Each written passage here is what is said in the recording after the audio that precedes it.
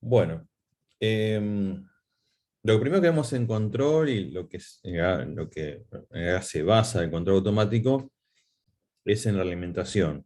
Y eso, ¿por qué, no? Bueno, la idea de que se utilice la alimentación con ganancia elevada es que mediante este método lo que logramos hacer es obtener la inversa a la planta.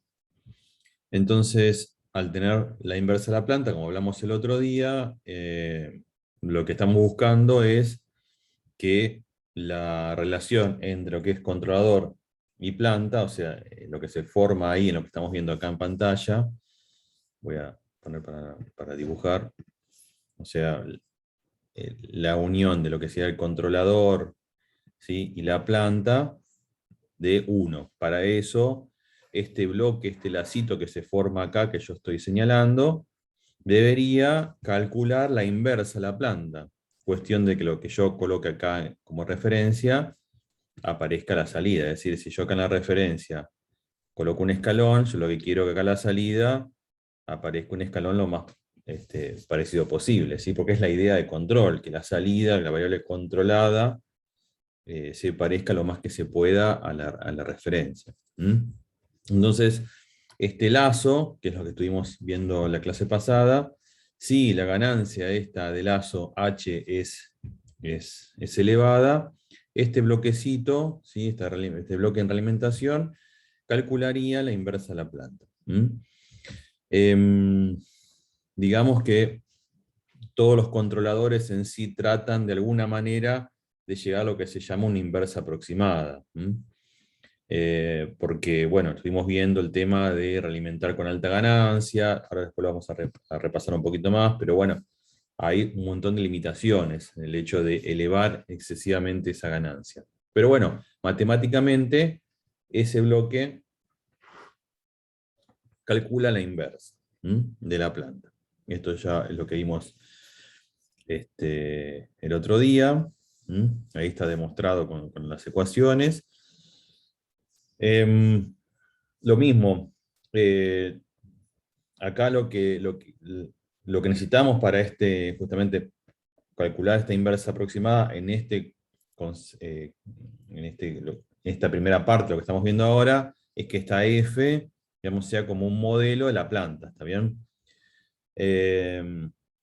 Entonces, después de esto, lo que observamos es que, este es el ejemplito que vamos a ver después, pero bueno, vamos a ver justamente estas dos diferencias. ¿Qué pasaba con esto y qué pasaba con la versión a lazo cerrado? ¿Sí? Porque, digamos, lo que vimos inmediatamente después de esto es que yo aquí en esta señal Z, digamos, sería como una señal, bueno, eso es un estimado, ¿no? Una señal y estimada, así es como que yo acá tengo el modelo, le inyecto al modelo la misma señal que le ingresa a la planta, F0 es un modelo de la planta, entonces lo que yo tendría acá es I de Z. Entonces, para pasar a la idea del lazo cerrado, lo que decimos, bueno, en vez de realimentarnos con esa estimación de I o ese cálculo de I mediante el modelo, ¿por qué no directamente eh, lo que hacíamos es, bueno, esto nos olvidábamos de esto, ¿sí? Y usábamos directamente la salida real.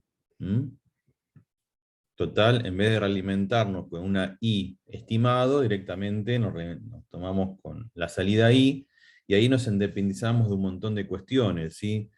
De que si las condiciones iniciales eran distintas, de que yo tenía un error en ese modelado, de que si había perturbaciones, yo de esta manera, al pasar del lazo abierto al lazo cerrado, me independizaba de un montón de inconvenientes. Y a los fines, digamos, del cálculo, exactamente lo mismo. Si yo aquí realimento con ganancia elevada, o sea, si el lazo tiene ganancia elevada, o sea, si H tiene ganancia elevada, yo lo que obtengo aquí es la inversa de la planta. Entonces, lo que voy a obtener es justamente una relación 1 entre la salida y la referencia. Eso a grandes rasgos y a modo de resumen, lo que vimos la clase pasada. Entonces, la configuración a lazo abierto tenía su solución satisfactoria, vamos a decir, si el modelo que yo usaba era una muy buena representación de la planta, si ese modelo y la inversa eran estables, y si las perturbaciones que podía llegar a haber y condiciones iniciales eran prácticamente despreciables. Pero si algo de esto no pasaba, bueno, justamente íbamos a tener algunos tipos de inconvenientes. Y entonces la solución alternativa a este problema de control era lo que les dije recién, cerrar el lazo, pasar de una configuración al lazo cerrado. Entonces ahí ya es lo que justamente se usa en control, le realimentamos la salida, la comparamos justamente con la referencia digamos, el set point o la salida deseada, y si la ganancia de realimentación es elevada, yo a la salida voy a tener una señal muy parecida a RT. Después vamos a ver todo el tema de las cuestiones, las complicaciones, ¿no? De que esa ganancia de realimentación sea muy grande, pero bueno, soluciona en principio nuestro problema de control. Y esto quiero que quede muy claro porque, bueno, parece bastante intuitivo, ¿no? Porque fíjense, si vemos el dibujo de arriba, si algo pasa acá en el modelo, digamos, ¿sí? O sea, si una perturbación ingresa, o acá la planta, ¿sí? O la planta cambia, ¿sí? Ya esto no va a ser igual que esto, entonces ya la inversa aproximada no va a ser más. ¿Mm? Qué sé yo, si dijimos hablando de perturbaciones o condiciones iniciales, entonces cerrar el lazo y realimentar directamente de la salida real nos independiza de todos esos problemas. Entonces, esto es básicamente lo que estuvimos diciendo. La señal entonces realimentada depende directamente de lo que está pasando a la salida, ¿sí? Y se realimenta directamente lo que está pasando a la salida. Entonces ve si hay perturbaciones externas, de salida, perdón, si hay perturbaciones de entrada del sistema, si hay, digamos, cambios en la planta. Bueno, todo eso, la configuración a lazo cerrado justamente lo ve. Nos independizamos entonces de los errores de modelado y de las perturbaciones. Así que bueno, esta es la idea principal de control. Y este es el lazo de control que nosotros vamos a trabajar, así como lo ven en esta figura. Referencia, error, señal de actuación y la salida. Esto va a ser, digamos, lo que vamos la configuración que vamos a ver siempre, de acá en más. Ahora, vamos a hablar un poquito lo que vimos la clase pasada, así un poco a modo de repaso, de cuáles son los compromisos en la elección de la ganancia, porque hasta ahora la matemática y lo que vimos hasta acá nos dice, bueno, esa ganancia tiene que ser elevada, o sea, una ganancia grande o una ganancia alta a cierta frecuencia, para que me invierta la planta. Entonces yo lo que ponga en la entrada lo voy a tener en la salida. Ok, matemáticamente eso está ok, pero el realimentar con ganancias muy altas trae un montón de problemas. Lo primero que se cita acá es que si hay una perturbación que afecta a la planta, el error va a ser distinto de cero, es decir, puede ya tener un pico, puede tener forma de escalón, y eso, si la ganancia es muy elevada, vuelve un pechito para atrás, si acá la señal escalón, digamos, esto que tenemos acá, ¿sí?, es muy elevada, va a ser multiplicada por esta ganancia, por lo tanto esta señal U va a ser muy grande. Y lo primero que va a ocasionar que esa señal U sea muy grande va a ser la saturación del actuador. Por lo tanto, nunca es bueno en control que el actuador sature, porque obviamente ya no tenemos más control. O sea, cuando el actuador satura hacia arriba, en su límite superior, o hacia abajo, ya nos quedamos sin control de la planta.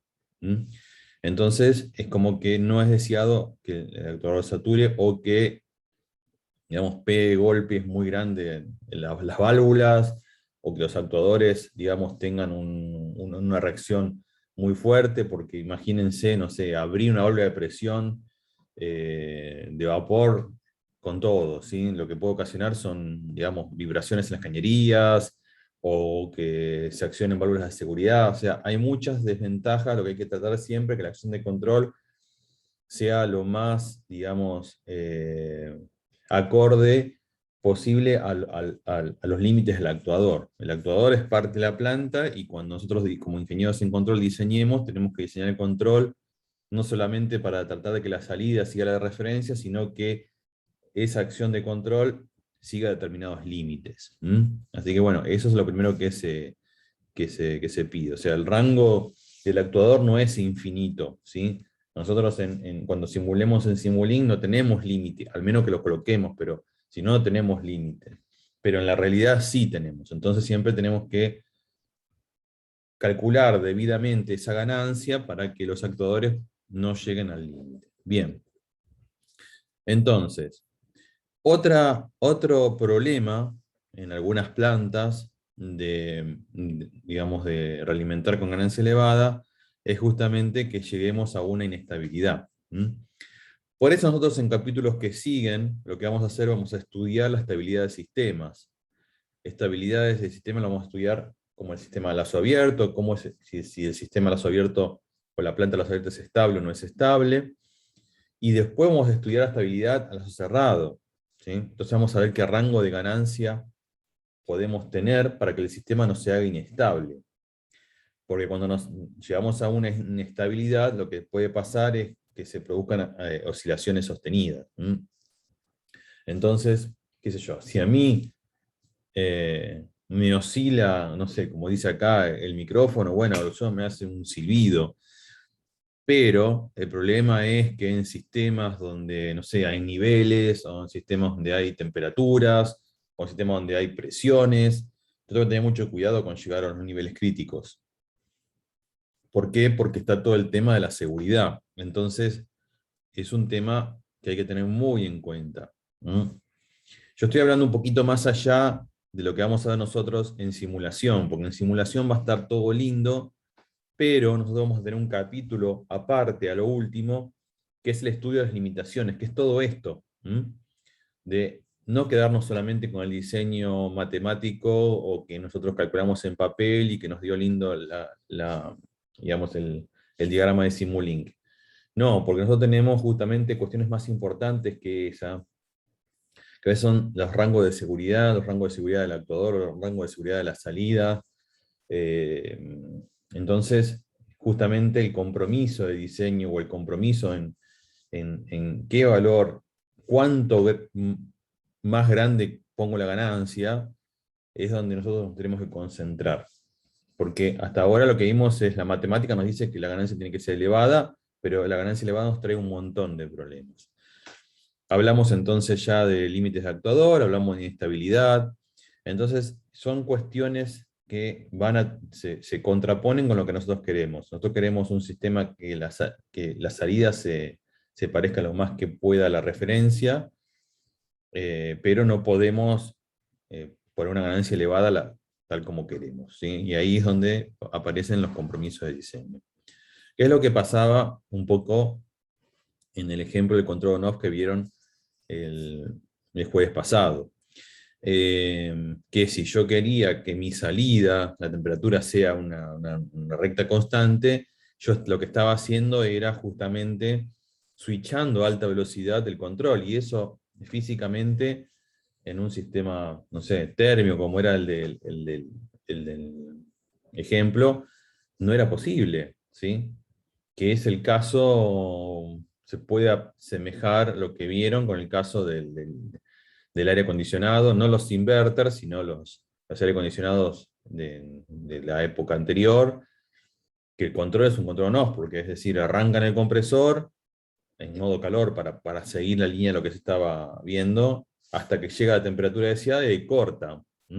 Corta por un tiempo, y ese tiempo es necesario que el motor, el compresor, el motocompresor quede apagado, porque si uno corta el compresor, ¿sí? Y lo quiere volver a arrancar, no arranca el compresor. ¿Por qué? Porque la cabeza del cilindro, del pistón, sea rotativo o sea alternativo, queda con presión alta. Entonces el motor no podría arrancar. Entonces hay que esperar entre 2 y 3 minutos para que las presiones se equilibren, ¿sí? Y ahí volver a arrancar el sistema.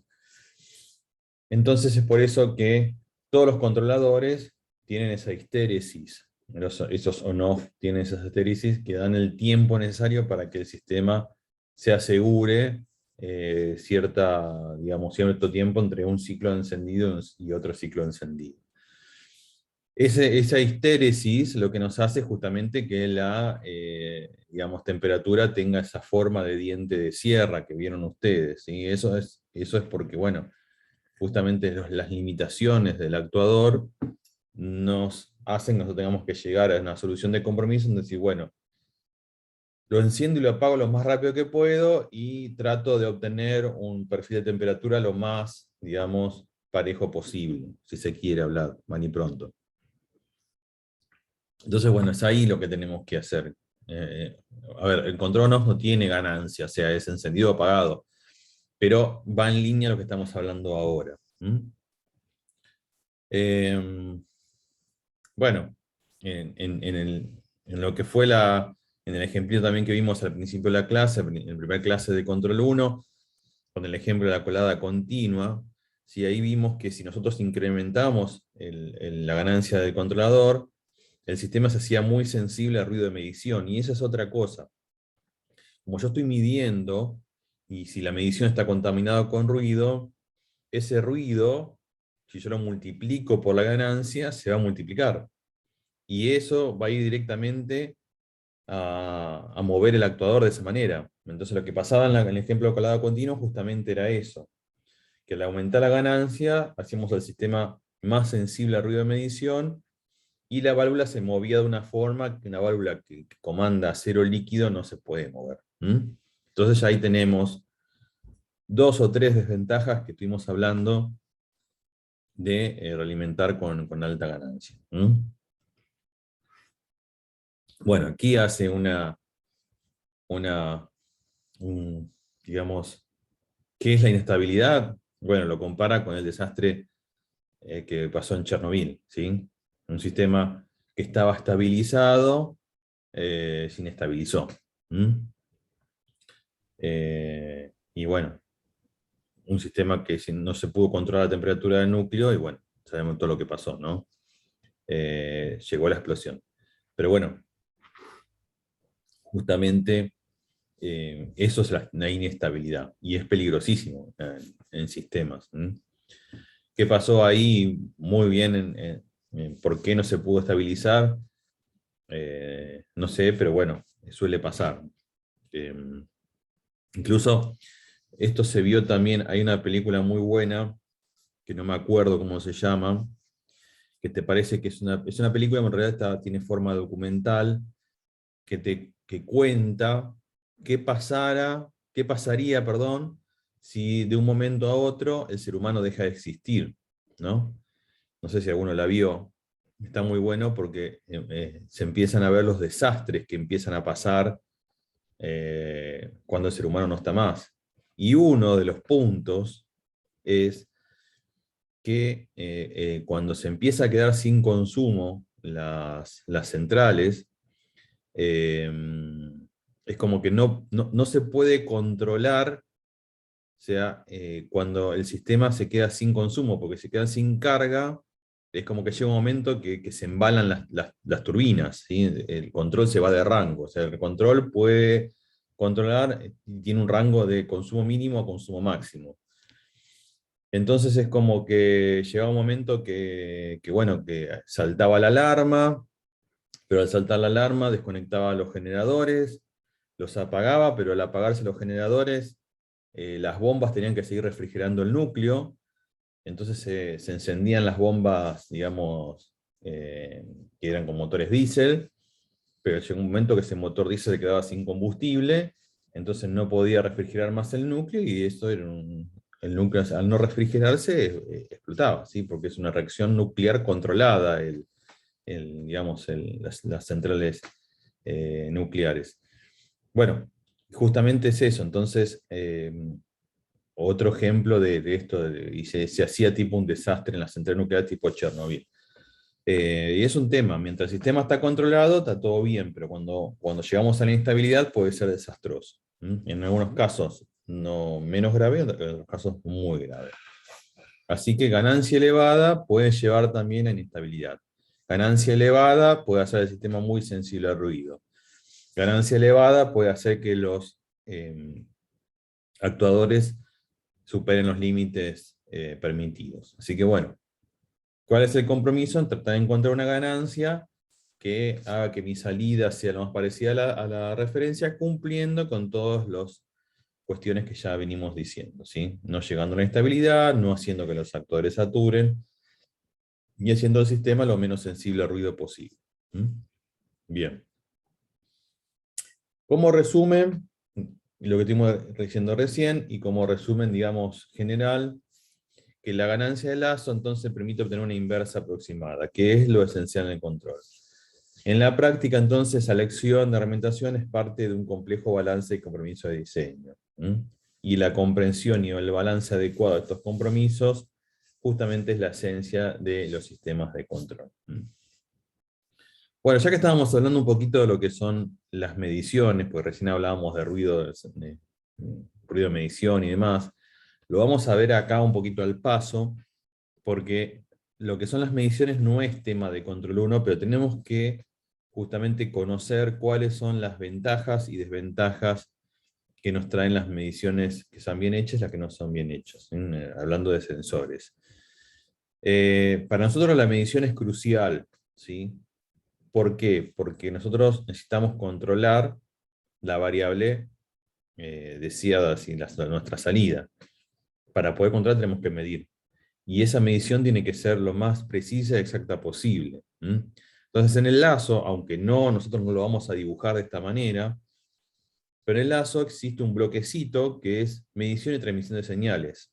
Y eso es lo que tiene que cumplir ciertas características adecuadas. Y eso es lo que vamos a hablar ahora. Vamos a hablar de cuáles son las propiedades deseables de los sensores. Más o menos uno lo imagina. Pero bueno, lo vamos a tratar de repasar. En primer punto está la confiabilidad. ¿Eso qué significa? Que deben operar dentro de los rangos adecuados. Es decir, yo sé más o menos en qué rango voy a operar mi control, cuál es el rango máximo, cuál es el rango mínimo. Entonces yo elijo un sensor que tiene que operar dentro del rango adecuado. No puedo elegir un sensor donde yo voy a controlar y ese sensor está al límite del rango, pero no me sirve. ¿Sí? Por eso el rango de mi sensor debe operar con, digamos, con mayor capacidad que el rango que va a operar la planta.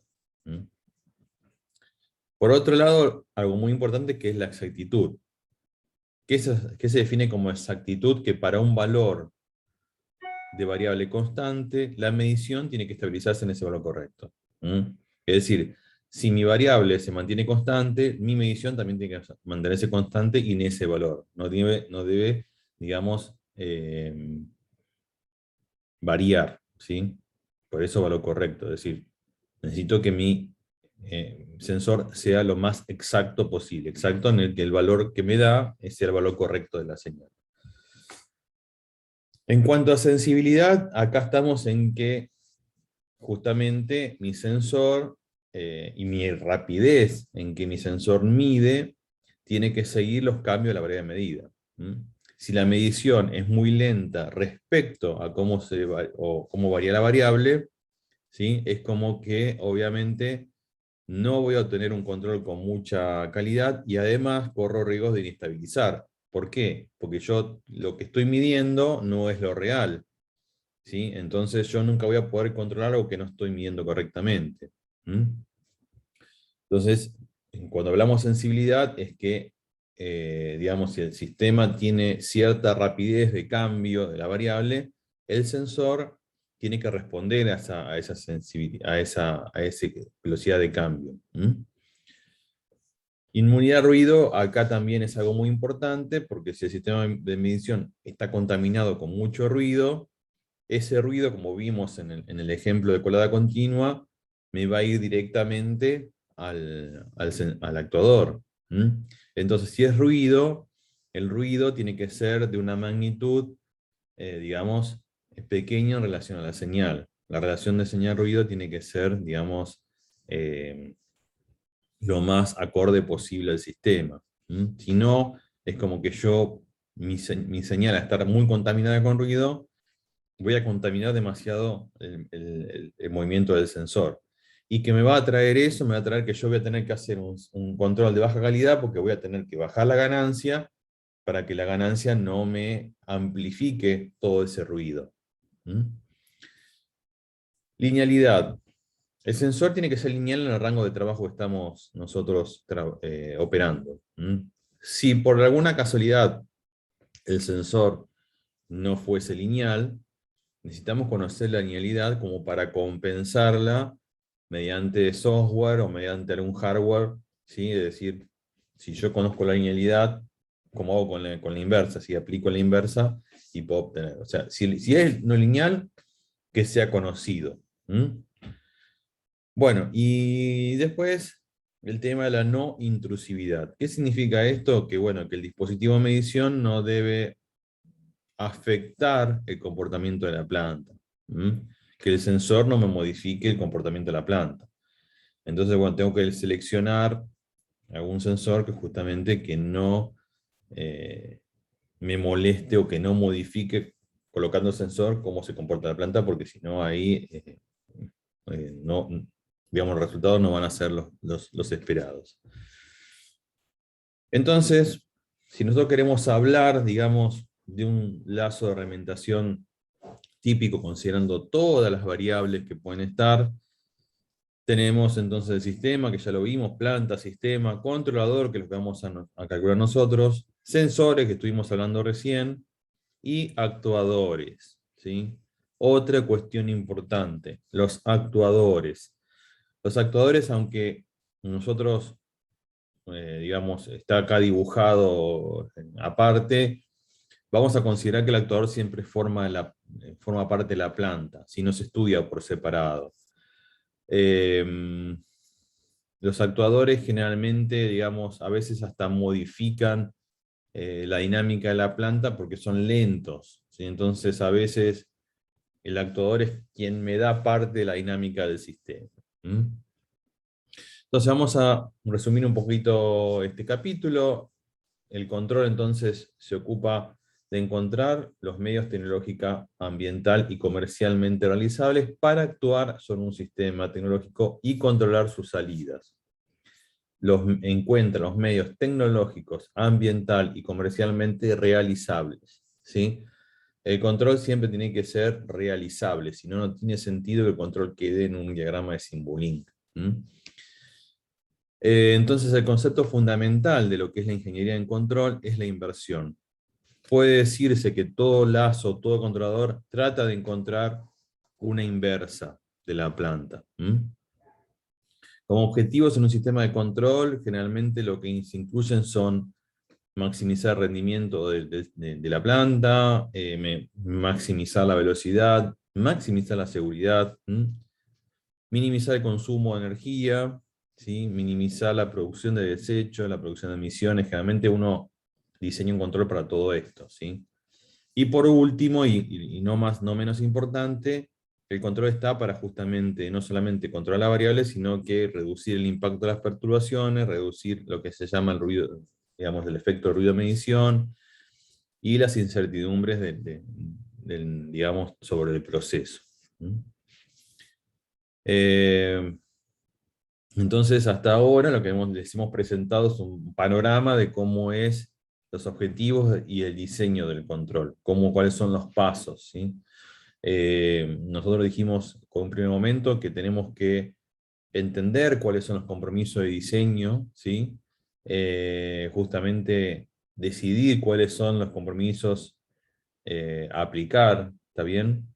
Y justamente después de todo eso, traducir en un controlador, que justamente el controlador tenga en cuenta, digamos, todas estas cuestiones. Es decir, el control no solamente tiende a estabilizar, sino hay un montón de cuestiones que uno tiene en cuenta a la hora de diseñar un control. Y en cuanto al proceso de realimentación, justamente es un ciclo, un bucle, que siempre se va a repetir. ¿Sí? Es decir, voy a tomar la medición, la voy a comparar con el valor que quiero que tenga la salida, esa diferencia me va a dar un error, ese error va a pasar por el controlador va a procesar esa información y va a dar una señal de actuación para inferir en la variable de salida. Justamente eso la salida va a tomar un valor que se va a realimentar y así va a ser un ciclo constante hasta llegar a la estabilidad. Así que bueno, esto es, digamos, como introducción al control y a lo que es el sistema de inversión vía realimentación, que es lo fundamental de control. Ahora lo que vamos a hacer, para terminar de ver un poquito de esto, es trabajar sobre un ejemplito que Fernando va a mostrar en MATLAB, donde vamos a ver dos cuestiones. Por un lado es ver las diferencias entre operar el sistema a lazo abierto y lazo cerrado, y por otro vamos a ver unas cuestiones de MATLAB, de cómo armar en Simulink ecuaciones diferenciales. Así que yo ahora le voy a dar la posibilidad de compartir entonces ahí está, Fernando, cuando estés disponible, ya puedes compartir. La idea de esto es trabajar un poquito con Simulink y que terminemos de ver el tema de lo que es operar lazo abierto, lazo cerrado, cuáles son las ventajas, las desventajas y demás. Genial, Diego. Ahí les comparto mi pantalla. Calculo que ya la deberían estar viendo. Sí, Sí, sí, se sí, ve. todo bien. Sí, se ve bien. Bueno, la idea es retomar, en realidad iniciar, que no se inició el ejemplo de las filminas, donde tenemos una planta que ya aparece descrita por un modelo. Se puede observar que bueno, la variable i es la salida, la variable u es la entrada, con la convención usual de esta materia de control automático clásico. Eh, dI dt obviamente es la derivada temporal de i. Y también algo que se puede notar es que es un modelo no lineal, porque hay una raíz cuadrada involucrada en la dinámica. El problema es que se necesita una ley de control para asegurar que la salida siga señales de referencia de variación lenta. Y este problema puede atacarse construyendo una inversa de modelo.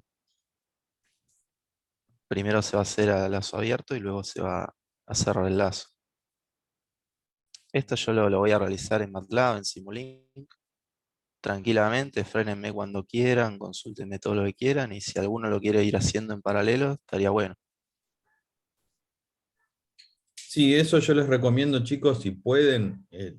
Fernando obviamente les puede dar el tiempo, pero estaría bueno que lo vayan haciendo, si pueden, porque después retomarlo y hacerlo solo les va a costar más, me parece. Entonces, si ustedes pueden tener ahí las dos pantallas y le dicen a Fernando, che, pará, déjame un poquito más de tiempo porque tengo que terminar de armarlo, háganlo porque les sirve esto mucho para practicar, ¿sí? Porque después, si ustedes lo miran solamente, yo les puedo asegurar que mañana lo quieren hacer y no van a poder. Entonces traten de, aunque sea, que no tenemos un tiempo para hacer esto, yo prefiero que ustedes se tomen el tiempo para poder hacerlo y que le digan, tratar de hacerlo en paralelo. Ese es nuestro consejo. Dale. Bueno, algo para notar respecto al ejemplo de Demian de la clase pasada es que acá no nos entregan una función de transferencia, primordialmente porque hay un modelo no lineal. Entonces esta ecuación diferencial se va a incorporar a Simulink directamente desde la variable temporal. No se va a generar una función de transferencia en el dominio de Laplace. Para eso, esta ecuación dinámica es de primer orden, así que es muy sencilla, no hay que reducir el orden ni acoplar integradores. Entonces la dinámica puede despejarse como, si me permiten, i punto s, que es la derivada temporal primera de la salida, de t, perdón. Simplemente la despejo como menos 2 por raíz cuadrada de i de t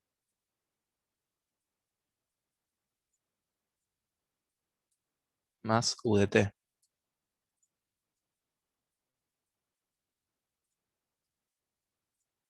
Y de esta información puedo cargar la ecuación diferencial en Simulink.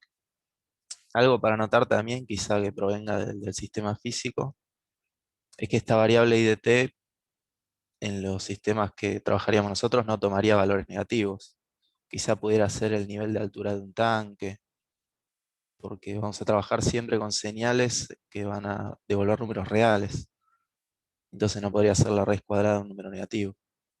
Podemos considerar que es el nivel del tanque de agua que se está descargando continuamente, y la variable u de entrada sería como modular el caudal de agua que ingresa a ese tanque.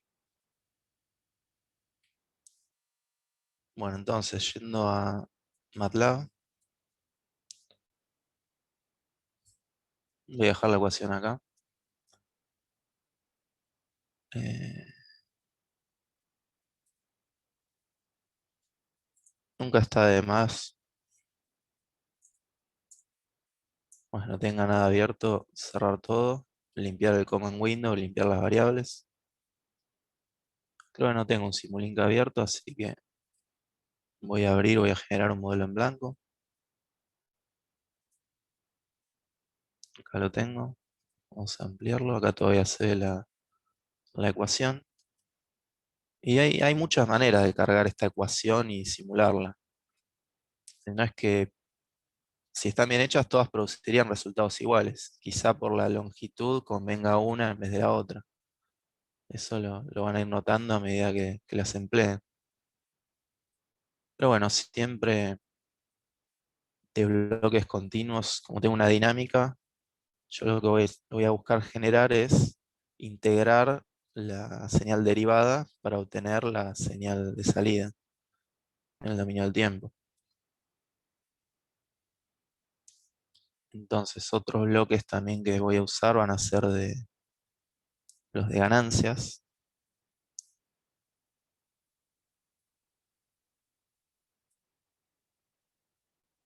Bueno, también la raíz ganancia acá. La raíz cuadrada, que es square root. Bueno, respecto a MATLAB, yo acá tengo una versión 2019, pero considero que viendo cómo lo usan las materias, sobre todo la del ciclo de orientación de la carrera, no está bueno tener una quizá más vieja que un 2015.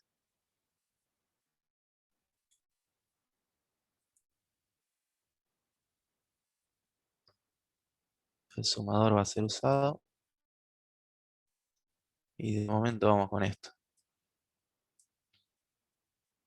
Yo de este bloque lo que va a entrar va a ser la derivada de y respecto al tiempo y la salida va a ser y. Ahora por la ecuación, esta dinámica es igual a -2 por la raíz cuadrada de la salida más la entrada. O sea, yo lo puedo pensar como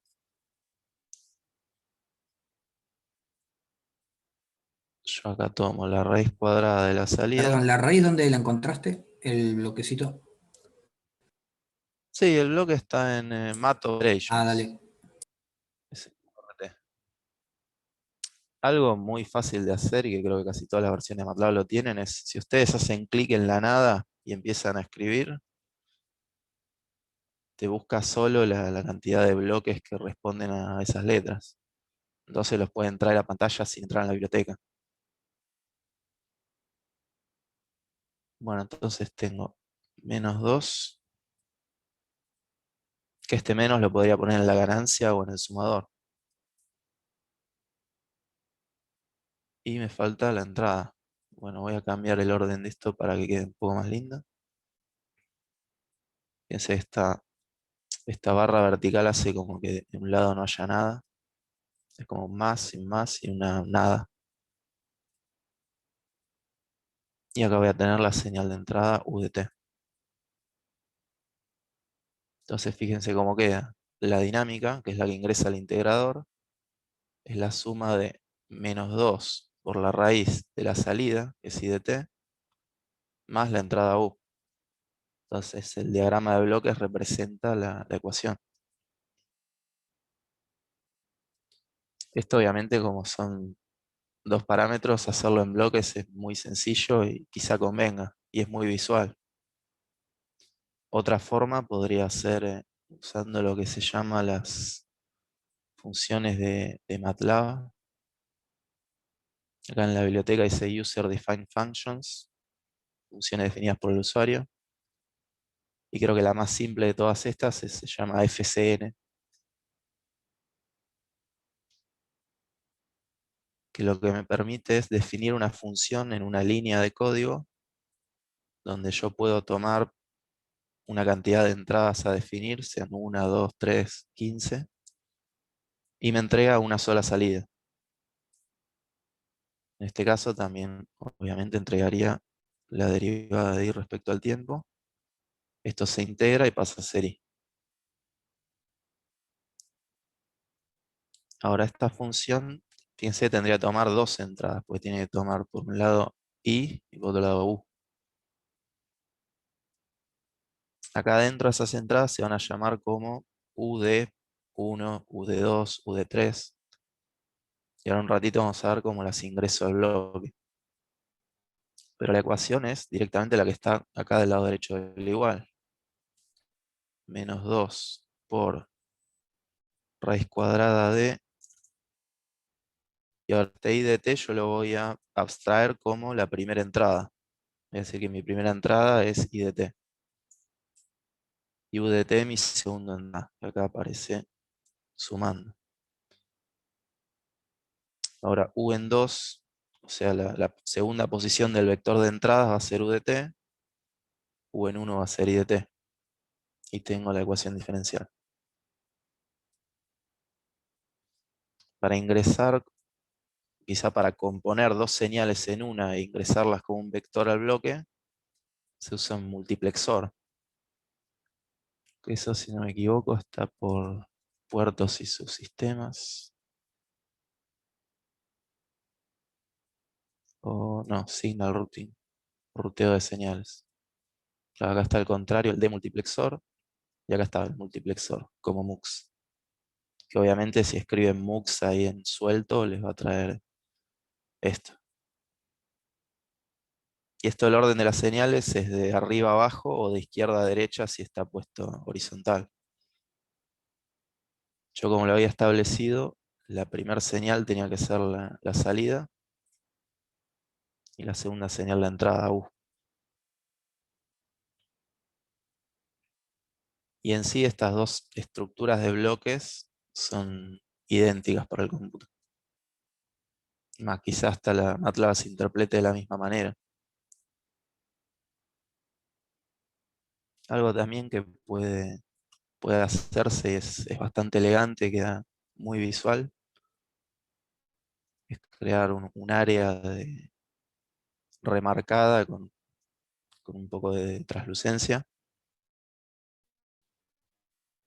Yo voy a definir que esta es la planta. Fíjense que ingresa la entrada U, sale la salida I.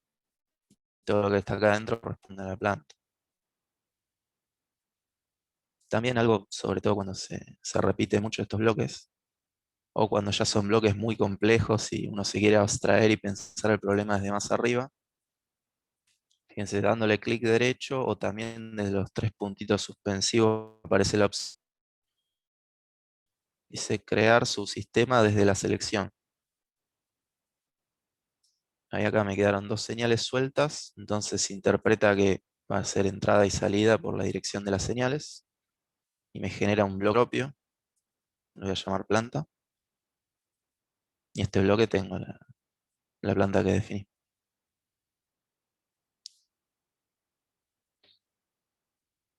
Bueno, entonces ya teniendo la planta, voy a borrar la ecuación diferencial de ahí.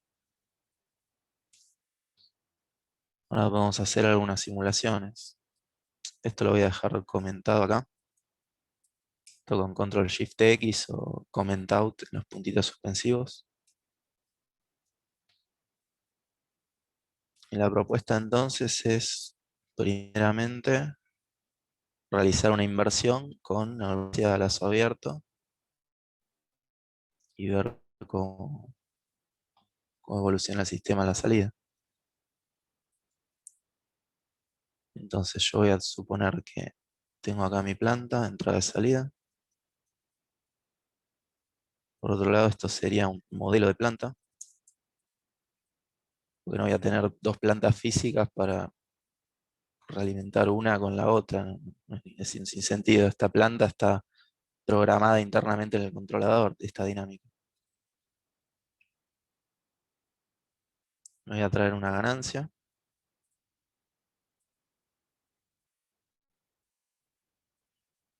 Y voy a definir que va a tener una realimentación al modelo de planta. Esta va a ser mi acción de control.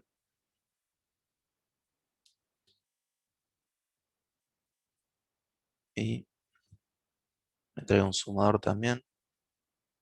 Va a ser la realimentación interna desde mi modelito de planta. Voy a poner el signo negativo acá.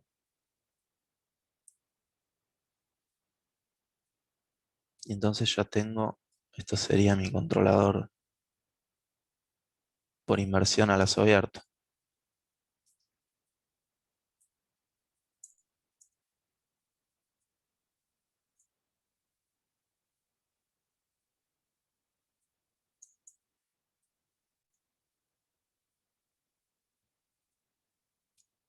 Y decía que las señales de referencia tenían que ser algunas de variación lenta.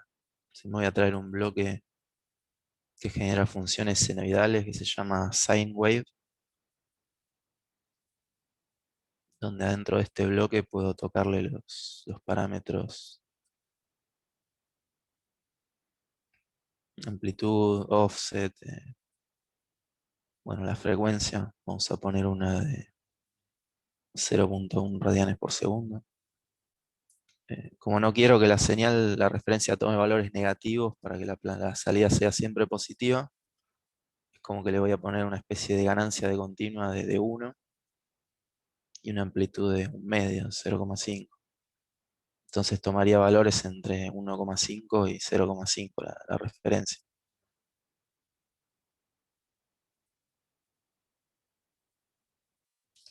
Bueno, y al final, para ver algo, el osciloscopio de MATLAB. Y voy a ponerle dos señales. Puede ser acá en el clic derecho o cuando lo crean o haciendo clic por el borde del osciloscopio, a veces también le deja aumentar el número de señales. Yo voy a tomar la salida y la referencia.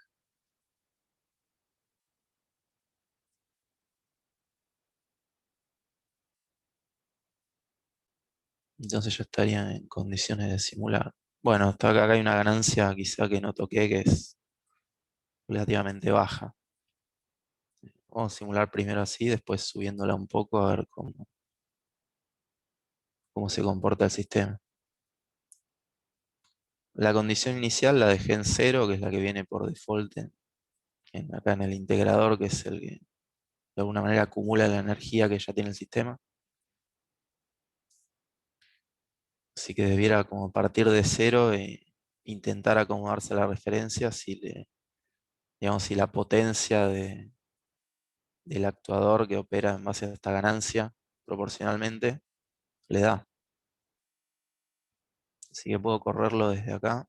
Ah, bueno, como el sistema era lento, en realidad la referencia es lenta, voy a extender el tiempo a 200.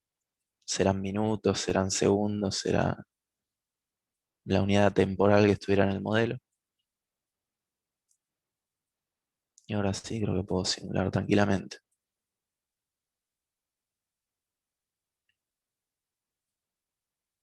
Bueno, acá en amarillo tengo la salida de la planta y en azul la referencia. Esto intuitivamente lo sé por los colores de MATLAB. Siempre usa primero amarillo, después azul, después rojo y así sigue. Como mostró Demi en la clase pasada, uno puede ir a la tuerquita, tocar el layout, que es como cómo se van a disponer los distintos osciloscopios o todo en uno. Puedo separar las señales. Ya tengo que la salida, sí, es como que uno es quizá una ganancia muy baja para que la planta pueda llegar a la referencia. digamos, esta inversión es poco potente. Aunque también, como explicó Diego, esta acción de control debe ser resulta quizá demasiado conservadora. O en este caso me faltaría ganancia. Así que bueno, nada nos impide hacer doble clic acá y subirle un orden de magnitud.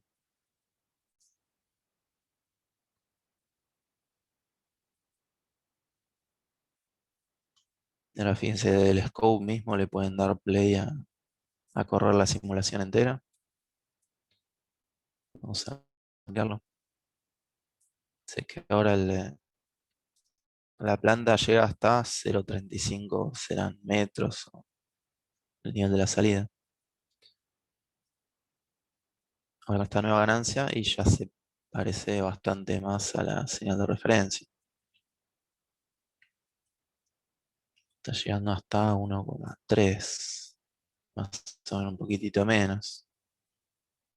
Siento más reglas de acá del osciloscopio y tirar puntos y medir. Fíjense acá a la derecha aparecen las mediciones.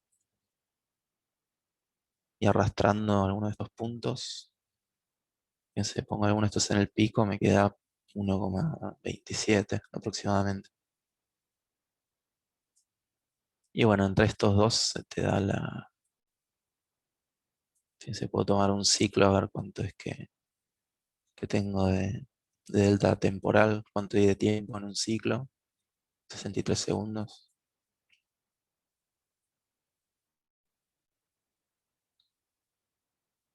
Y bueno, ya con esta ganancia se aproxima quizás un poquito más al valor de referencia.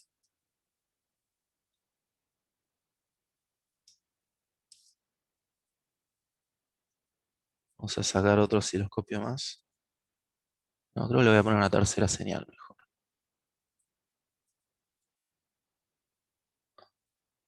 Vamos a agregar la acción de control.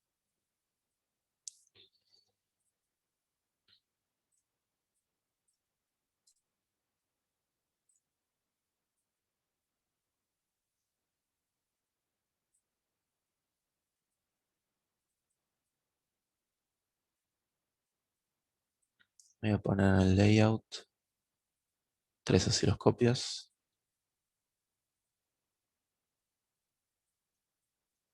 Y ahora, claro, como recién corrí esta señal, no tiene nada que mostrarme.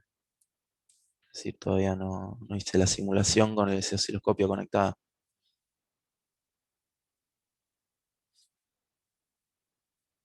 Como la acción de control quizá tiene un pico al inicio porque la planta arrancaba en cero y, claro, la planta del modelo de la planta también arrancaba en cero. Tenía las mismas condiciones iniciales que la planta, que eso bueno, era importante al estar a lazo abierto. Este modelo de planta también tiene la dinámica de la planta interna y tiene las condiciones iniciales en cero.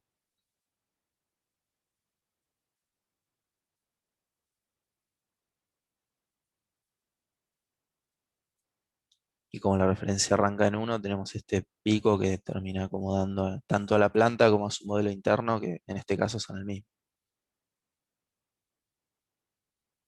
Bueno, lo que es la acción de control va seleccionando fíjense, como yo le puse nombre a la señal, tengo el nombre U.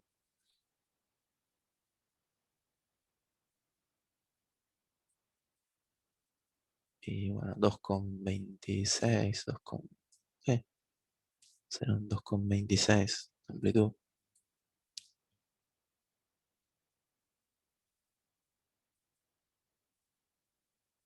Vamos a elevar esto un orden de magnitud.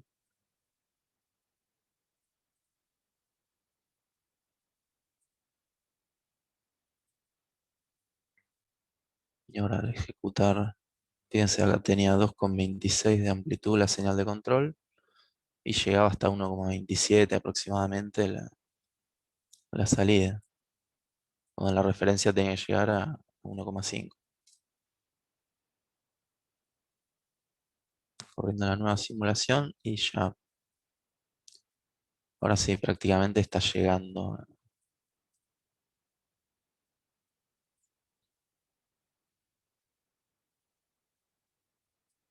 Tengo la salida en casi 1,47, 1,5. Pero bueno, se aproxima bastante. Y la acción de control, acá bueno, fíjense que el pico que tuvo en esa discontinuidad inicial fue mucho mayor, fue de 100. Esto quizá lo que hablaba Diego de los picos de actuación, acá debido a una discontinuidad importante entre la referencia y la condición inicial de la planta. Y si hacemos quizá un poco de zoom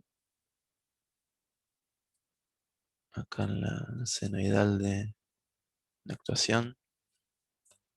Bueno, acá aparece un efecto como de pastito,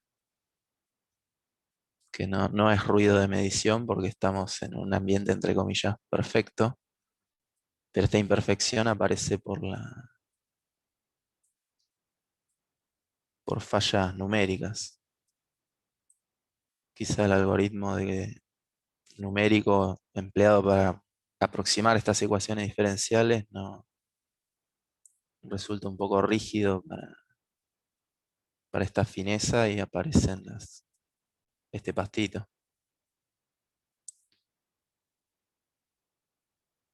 Bueno, es una acción de control que está llegando a picos de 2,5, más elevada que la anterior. Voy a tratar de afinar un poco los parámetros de simulación para ver si mejora este pastito. Esto por lo general no, digo, en el 90% de los casos quizá no haga falta hacerlo. Los parámetros por default son buenos. Pero bueno, nunca está de más un poco de fineza si ven las formas, digamos, las señales, algo que es un seno, lo ven medio rectangular, medio poligonal, medio cuadrado.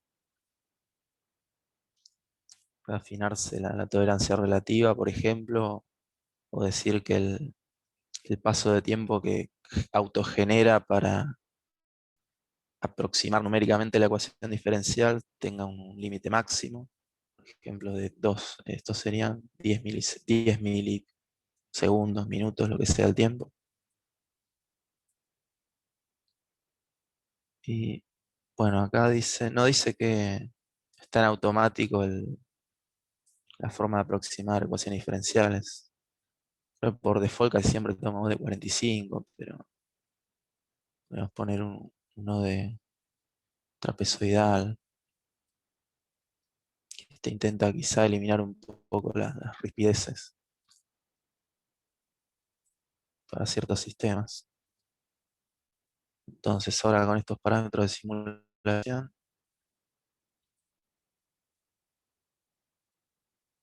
sí, la señal de control está mucho más fina, mucho más clara dibujada.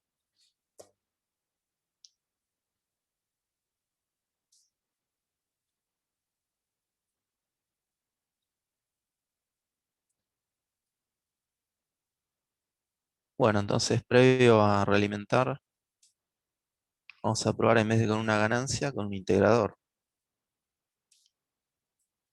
Yo esta ganancia la corto, la saco afuera y la comento, la dejo por ahí todavía. Escribo integrator,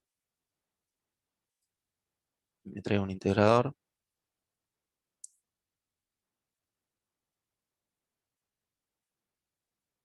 Fíjense lo que sucede acá.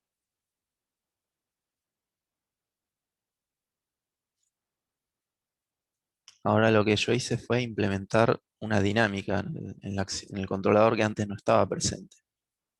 Que esto para ganancias lentas, si alguno se acuerda del diagrama de Bode de un integrador, tiene una ganancia altísima, incluso infinita para constantes.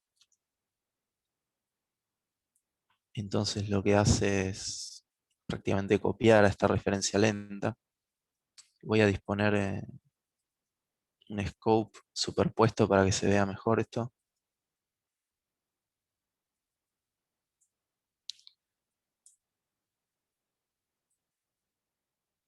Fíjense, yo voy a pinchar a la salida y a la referencia a la vez en un scope.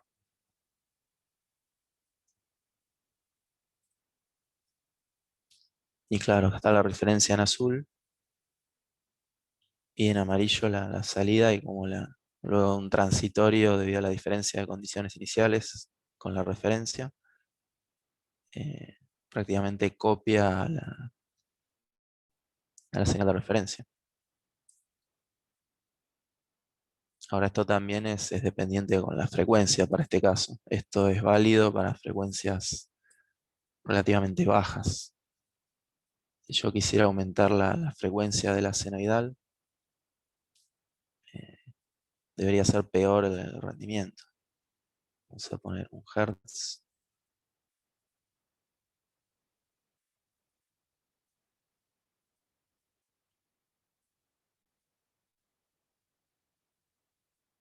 Bueno, si se fijan el desfase entre la referencia y la salida ya es mucho más notorio.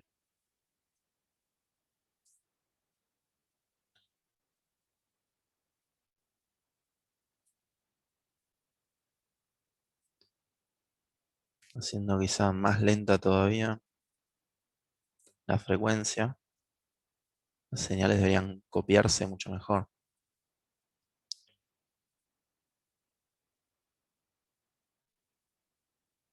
Claro, ahí la frecuencia es lentísima, pero están casi que iguales. A ver.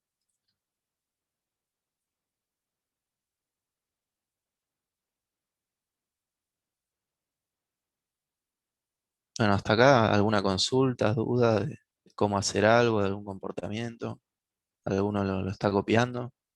Pero yo lo estoy intentando copiar a medida que vos lo vas avanzando, pero cuando lo intento correr sale un error en el modelo de planta, o en la Sí. planta para...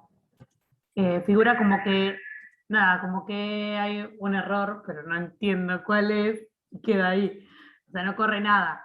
Lo que No hay podemos nada. hacer, Fernando, si querés, es, ella puede compartir. En todo caso, vos dejas de compartir un toque y ella comparte y vemos qué puede pasar, qué puede ser el error que tenga. ¿Te parece?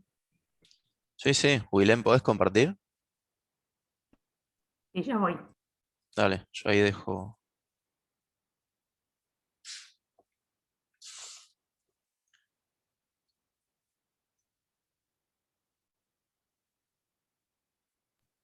Ahí no sé si se ve, creo que sí. Ahí.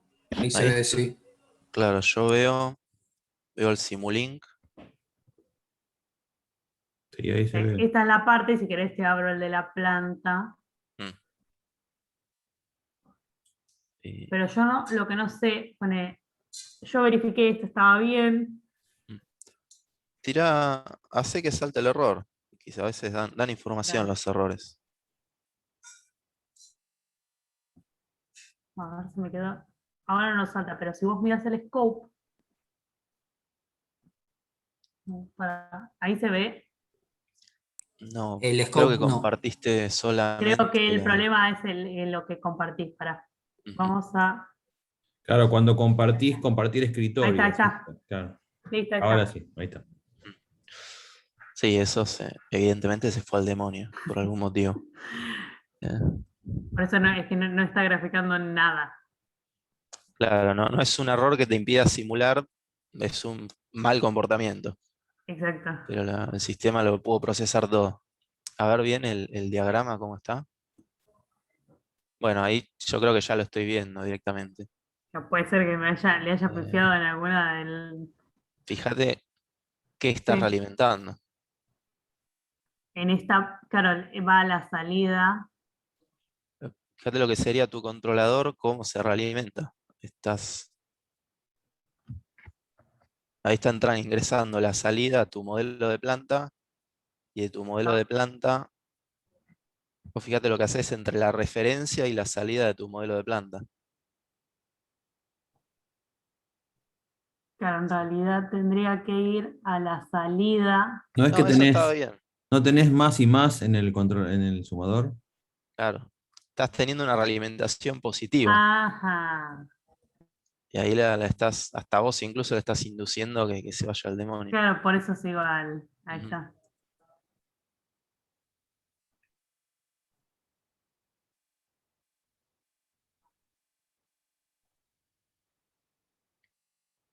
Ahora sí. Ahora sí. Gracias. No, por favor. Ahí dejó de compartir. Ahí está. ¿Alguno más Bueno. que lo haya hecho? ¿Tiene alguna dificultad? Hasta acá nos dicen. A ver si Fernando sigue o vemos algo más.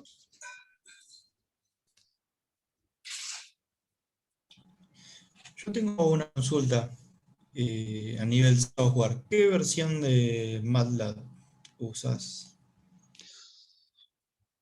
Yo tengo una, circunstancialmente, una 2019, pero Yo tengo la el- 2017 y es lo mismo que estabas mostrando vos. tengo en otro, ahora estoy en Linux, tengo en un Windows, tengo la 2017, tengo otra 2015 por ahí. Yo considero que hubo un cambio entre 2014 y 2015 de muchas bibliotecas de Simulink, sobre todo si van a simular algo tipo sistemas robóticos o lo que se llaman funciones de como simulaciones de red física en materias más avanzadas. Ahí está bueno tener una 2015 en adelante, pero a mi experiencia creo que no hubo más cambios significativos luego. No, yo, chicos, para que nosotros hacemos acá en control, qué sé yo tengo una 2015 B y anda bien. O sea, para que nosotros lo hacemos, ahora sí, por ahí haces cosas más, como dice Fernando, más sofisticadas, sí, pero a veces no tiene sentido cargar y gastar recursos de la computadora con algo que no estamos usando. Así que fíjense la que consigan, las que les corra, es suficiente. Para que nosotros hacemos acá, bien, ahora si en otra materia necesitan otro más, bueno, uno más avanzado, ok, pero para nosotros, la que consigan y ande, está perfecto. Tal cual.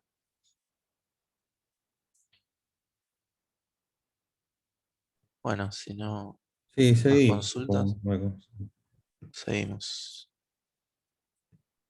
Les hago una acotación antes que Fernando siga. Vieron que él varió la frecuencia y cuando él bajaba la frecuencia había como que la ganancia del integrador obviamente aumenta. Algo de eso se vio en lo que él hacía.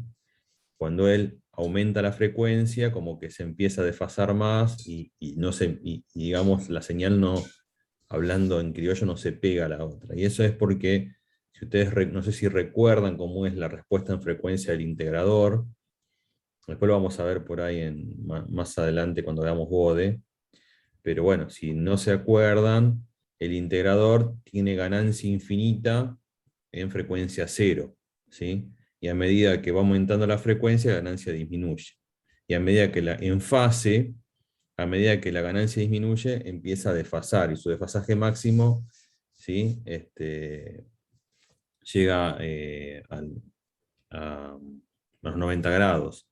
Entonces, por eso es que siempre va a haber, si él le pone una ganancia pura, no va a haber desfasaje, ¿sí?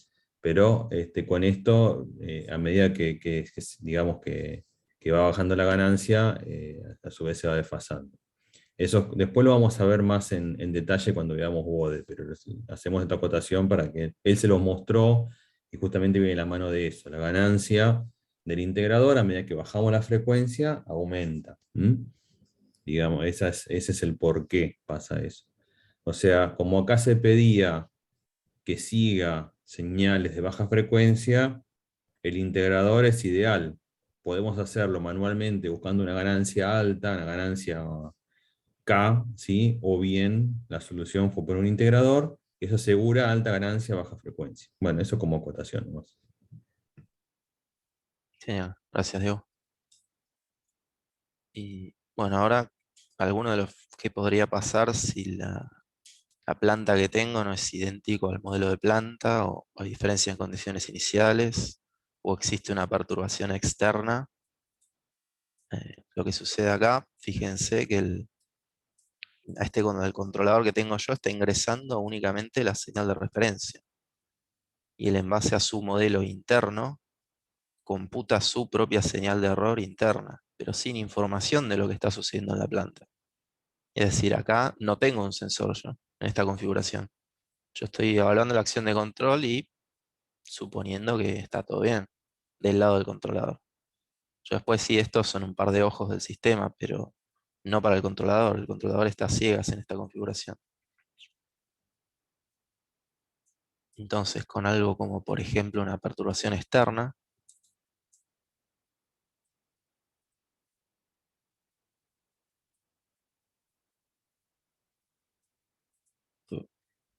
así es un poco de lío.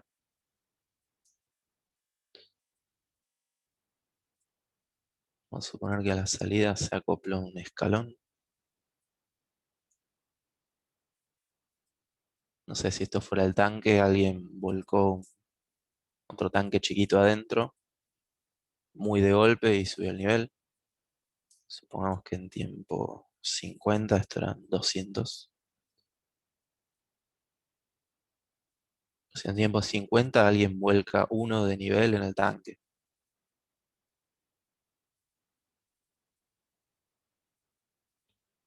Entonces, claro, acá con la frecuencia lenta, el nivel se volcó y la referencia ni se enteró, la acción de control ni se enteró, siguió suponiendo que el nivel era lo que le indicaba su modelito interno de planta. Este es uno de los peligros de operar a lazo abierto.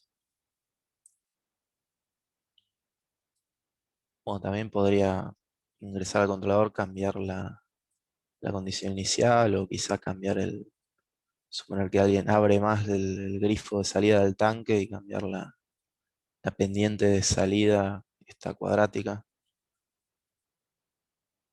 Pero bueno, para ejemplificar esto alcanza.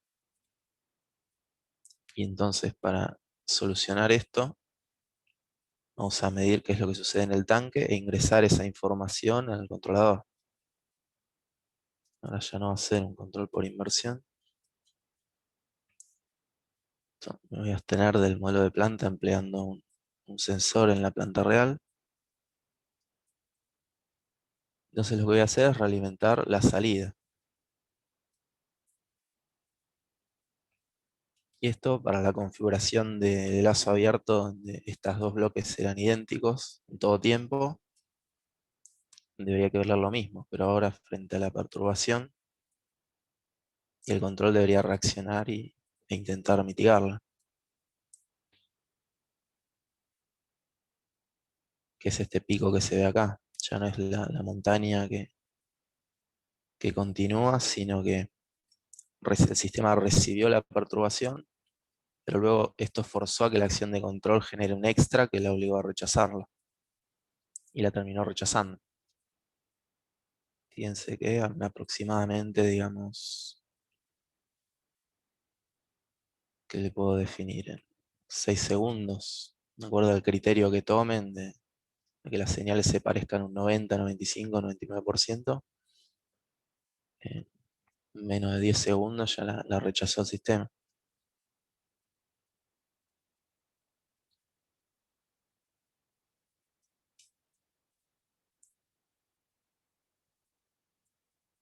Y obviamente si evaluamos las dos acciones de control, fíjense, vamos a pinchar la SU de ambos esquemas.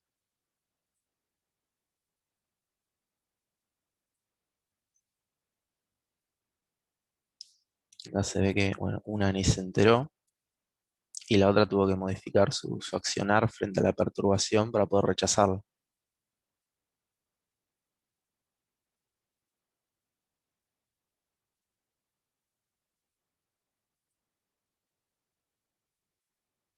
Obviamente en la configuración de abajo hubo que incorporar un sensor físico a la planta.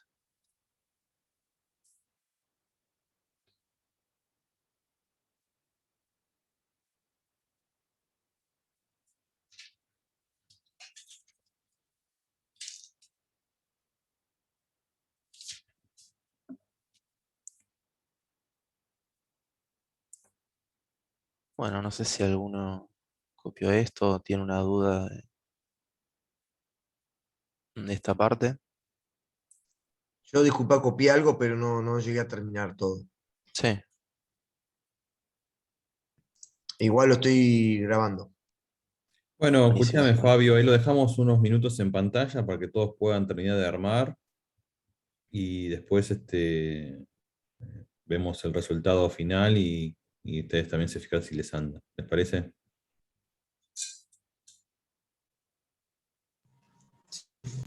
Dale.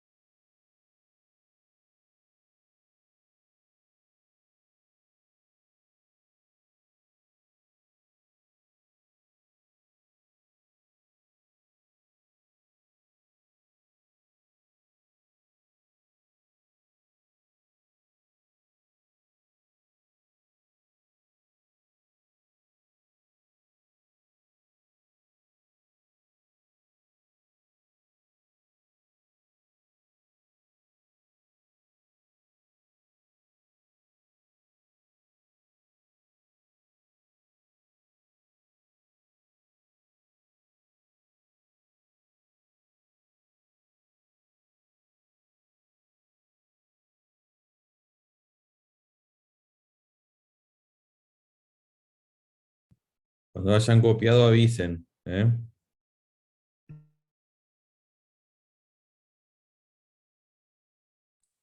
Dale, sí, yo ya pude copiar.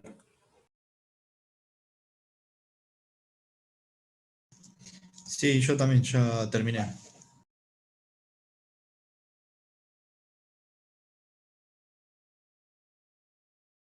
Yo también, ¿eh?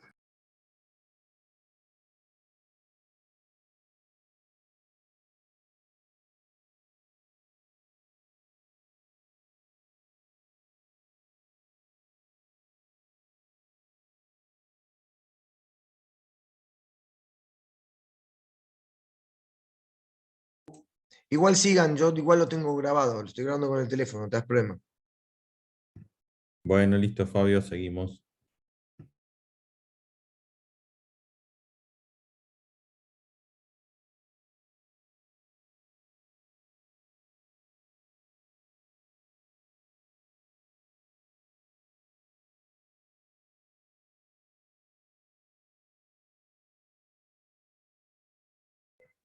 Ah, se fue la pantalla, Fernando, ¿puede ser? Ah, perdón. Sí, creo que terminó el ejemplo, Diego. No sé Sí, si ya me está, faltó algo. ya se vieron ya está, entonces ya se vieron las diferencias entre lazo cerrado y lazo abierto, y bueno, ahí vieron cómo se arman las ecuaciones diferenciales, bueno, en este caso no lineal. Así se pueden armar, digamos, para que voy a aprender el video, así se pueden armar eh, luego los sistemas para cuando nosotros, por ejemplo, simulemos controladores. Nosotros vamos a calcular los controladores para los sistemas lineales. Ahora, en el capítulo que viene, justamente vamos a ver eso. Cuando el sistema es no lineal, ¿no? Las técnicas que estudiamos nosotros de control son para sistemas lineales. Entonces, vamos a ver en el capítulo siguiente que cuando nosotros modelemos, lo más probable es que en algunos casos obtengamos como modelo un sistema no lineal. Entonces, con ese sistema no lineal como modelo, no vamos a poder obtener un control lineal. Lo que tenemos que hacer es un proceso que se llama linealización, Y lo que vamos a calcular es un modelo lineal. En el entorno nosotros vamos a controlar. Generalmente nosotros controlaremos en un valor de referencia que a veces uno ya sabe que controla ahí y no cambia, digamos, el setpoint. Entonces lo que se hace es obtener un modelo que sea lineal en el entorno de trabajo a controlar. Pero cuando nosotros en algún momento querramos controlar el comportamiento de ese controlador, al final lo vamos a probar y simular sobre el sistema no lineal, como para ver si justamente el comportamiento es el correcto.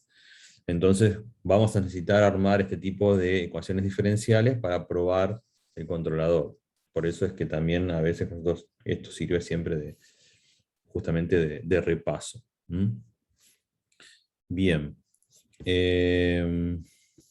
Entonces, como ya terminó el ejemplo, vamos a seguir con la otra teoría un rato. Vamos a empezar a hablar justamente de esto, del tema de los modelos y demás. Después el jueves vamos a trabajar también con otros, con ejemplitos, no sé si Demiano o bueno, vamos a ver viendo cómo lo planificamos. Esperen que se me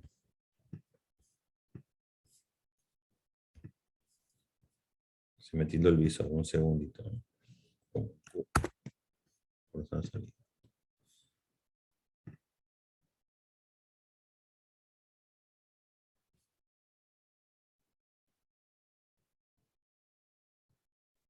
Denme un segundito que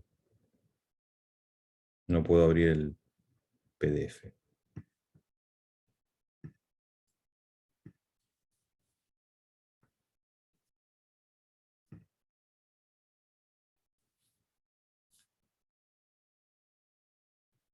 Bueno.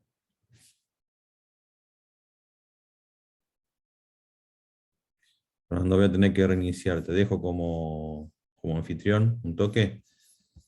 Dale, sí. Espera que busco ver dónde te hago anfitrión.